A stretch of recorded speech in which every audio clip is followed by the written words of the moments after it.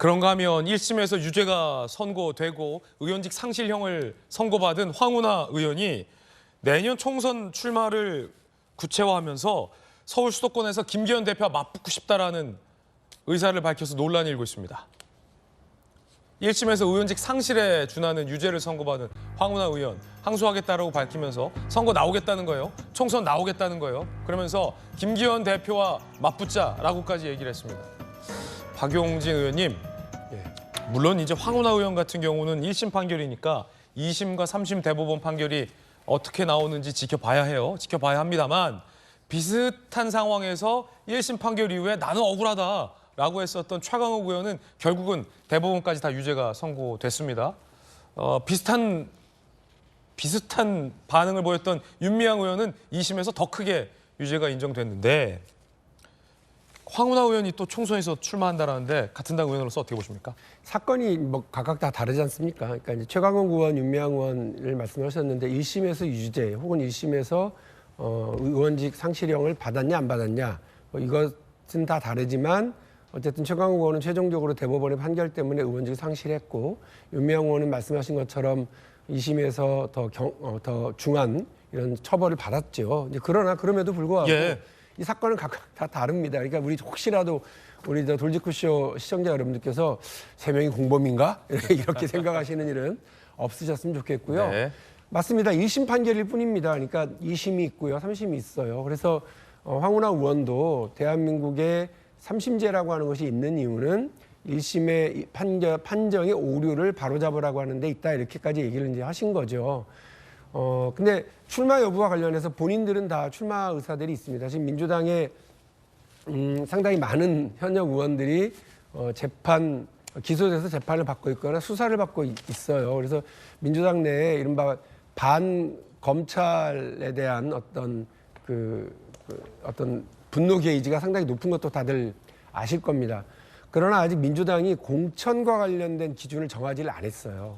그러니까 이게 정치 탄압인지 아닌지 각각 개개별로의 사건을 규정 내린 바가 없기 때문에 최종적으로 공천관리위원회가 만들어지면 거기에서 이제 개별 의원들의 사건, 개별 의원들에게 혐의를 어떻게 분석하고 판단하느냐가 이제 남아 있을 뿐이고요. 황 의원에게는 공천 줘야 한다고 보십니까? 아니면 주면 안 된다고 보십니까? 제가 그 사건과 관련해서 뭐 그냥 피상적으로 언론을 통해서 아는 것이 다기 때문에 공천관리위원회나 그 담당에서 아마 유심히 좀 볼 거라고 저는 생각을 합니다만 황운하 의원은 이 부분과 관련해서 본인은 외부의 외압이라든지 이런 것 없이 증거와 고발 내용에 따라서 수사를 지시했고 그렇게 했을 뿐이다. 오히려 수사를 잘했는데 뭐가 문제냐 이 얘기를 하고 계시는 거잖아요.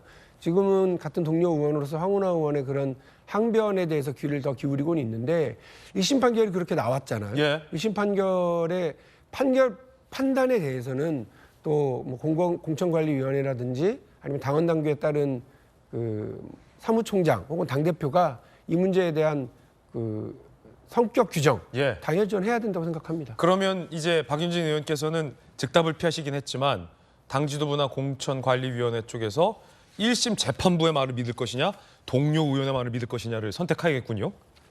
제가 볼 때는 민주당이 지금 정해져 있는 경선 규칙대로 하면은 당연히 다 출마할 수 있는 거예요. 공천 받을 수 있는 거예요. 그러니까 울산시장 선거에 개업해서 실형을 1심에서 3년이나 받은 황운하 의원 출마, 그러니까 공천 확정될 수 있는 거고요. 그다음에 인턴 증명서 허위로 막 작성해서 그렇게 하고 여성 비하하는 뭐 그런 소리 했던 우리 전 최강욱 전 의원도 당연히 개딸들의 열렬한 환호 받으면서 경선 통과해서 공천 받을 거고요. 그다음에 우리 위안부 할머니들 그 안타까운 사연을 가지고 국민들로 받았던 이런저런 헌금 이상하게 썼다는 윤미향 의원. 그래서 2심에서는 7년인가 갔었죠.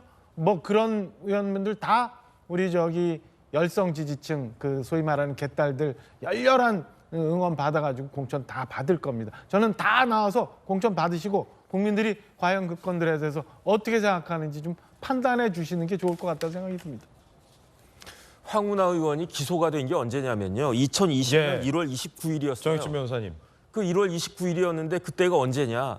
2020년 총선 직전이었잖아요. 그러니까 범죄 혐의로 기소가 된 사람을 공천을 했어요, 민주당이. 그것도 굉장히 부적절하다고 생각을 했는데 끌어가지고 임기 다 채운 거의 다 채운 지금 시점에 와가지고 징역 3년이라고 하는 중형이 선고가 됐는데 민주당이 그렇게 유죄가 나온 사람에 대해서 또 공천을 할 것인지 여부에 대해서 국민들이 아주 그냥 눈을 뜨고 지켜보고 있을 거라고 저는 생각합니다. 예.